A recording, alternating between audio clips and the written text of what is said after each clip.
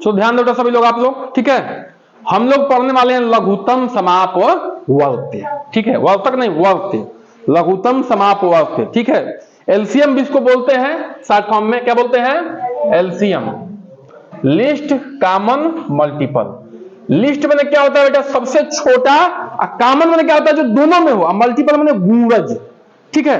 Multiple में क्या होता है? गुणज, ठीक है बेटा। ध्यान समझो कैसे, देखो क्या लिखा है, दो या दो से अधिक संख्याओं का सबसे छोटा समान गुणज लघुत्तम समापवर्त्य कहलाता है, ठीक है। कहने का मतलब समझो कि दो या दो से अधिक संख्या दी गई है, उनका गुणा निकालो। जैसे देखो ये 4 और 6, इसे समझ में आएगा। 4 का पावर लिख दिया, 4 का 4, 4 दूनी 8, 4 3 12 16 16 17 20, 4 छके 24। फिर 6 का है, 6 का पावर लिख दिया, 6 का 6, 6 दूनी का 12, 6 3 18, 4 का 24। आगे भी लिख सकते हो। अब सबसे छोटा जो है कॉमन निकालना है गुणज, ठीक है। समान गुणज, समान गुणज मतलब समान। देखो ये 24 गुणज है लेकिन ये बताओ 24 भी है, ये भी 24 है, तो क्या इस समान गुणज है दोनों का? क्या ये हो जाएगा इसका लघुत्तम समापवर्त्य? नहीं होगा, नहीं होगा। क्यों? क्योंकि एक और गुणज है 12 और ये 12, ये है गुणज, ये भी है गुणज, ये भी है, लेकिन ये है क्या? सबसे छोटा समान गुणज। क्या है? सबसे छोटा समान गुणज। इसलिए क्या है? 12 जो है 6 और 4 और 6 का क्या है? लघुत्तम समापवर्त्य है।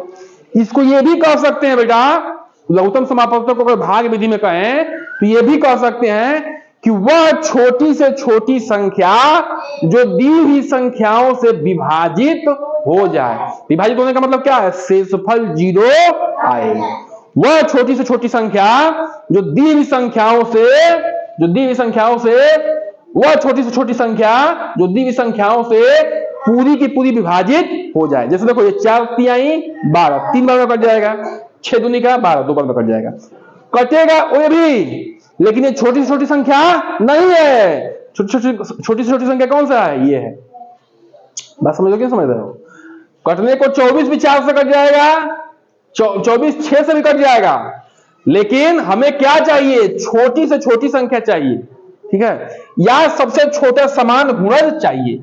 तो गुणनखंड विधि से बात करेंगे तो गुणज कहेंगे, अब भाग विधि से कहेंगे तो क्या कहेंगे? कि वह छोटी से छोटी संख्या जो दी हुई संख्याओं से पूरी तरह विभाजित हो जाए। अब देखो बेटा, ऐसे भी निकाल सकते हैं गुणज और ऐसे भाग विधि से भी निकाल सकते हैं।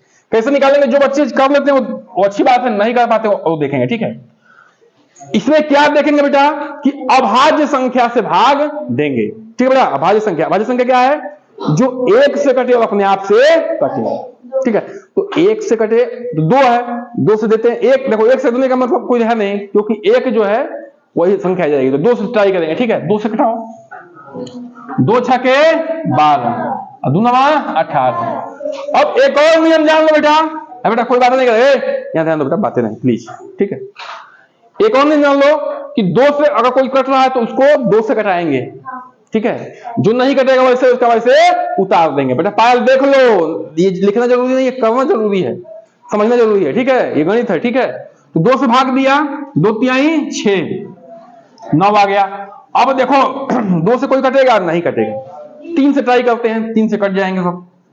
3 का में 3, 3 का 9। भाग देने से पहले एक बार जान लो बेटा, ये ध्यान रखना, एक बार जान लेना कि कम से कम 1 कटना चाहिए, नहीं तो भाग नहीं दोगे, ध्यान रखना। कम से कम 1 कटना चाहिए, ठीक है ना। अब क्या करोगे? फिर 3 से दोगे, ये 1 उतर जाएगा, 3 का में 3। जब तक 1 ना आ जाए तब तक इसको भाग देना है, ठीक है। अब लॉसन निकालो बेटा, लॉसन निकालो इसका। क्या करोगे? लिखोगे 2 गुणे 3 गुणे 3, 2 के 4 तिहाई 12, 12 तिहाई 36। अब देखो बेटा 12 के पारा में आता है कि 36, 12 दूनी का 36, 18 के पारा में 36 आता है कि नहीं आता है? 18 दूनी का 36 आता है ना। तो कहने का मतलब हमारा ये है, समझो कि ये वह छोटी से छोटी संख्या है जो दी हुई संख्या से विभाजित हो जाएगी। या ये भी कह सकते हैं कि ये जो है सबसे छोटा समान गुणज है किसका, 12 और 18 का। ठीक है बेटा, बात समझ में अलग नहीं आ रही है। एक एग्जांपल और लेंगे 14 और 21 का। अब देखिए बेटा, इसमें 2 से कटाओ, 2 से कट जाएगा, कौन कटेगा 14। अगर 2 से कोई नहीं कटता तो 2 से भाग नहीं देते, लेकिन 2 से 14 कट रहा है तो 2 से भाग देंगे। दूसरा 14, ये 21 उतर गया। ठीक है बेटा, फिर अब कोई देखो बेटा, अब ये 3 से कटेगा, 2 से कोई नहीं कटेगा तो 2 से भाग हम नहीं देंगे, किससे भाग देंगे, 3 से। 7, 3 7 21।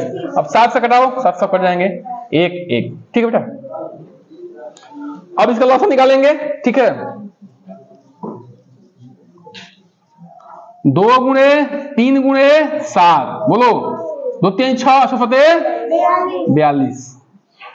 देखो बेटा, 14 का 14 14 28 42, 3 बार में कट जाएगा, 21 दूनी का 42 कट जाएगा। ठीक है, तो 42 क्या है, वह छोटी से छोटी संख्या है जो दी हुई संख्या यानी कि 14 और 21 से विभाजित हो जाएगी। ध्यान रखना, छोटी से छोटी संख्या बोल रहे हैं, तभी लघुत्तम समापवर्त होगा। या ये भी कह सकते हैं कि यह जो है 42 जो है सबसे छोटा गुणज है किसका, 14 और 21 का।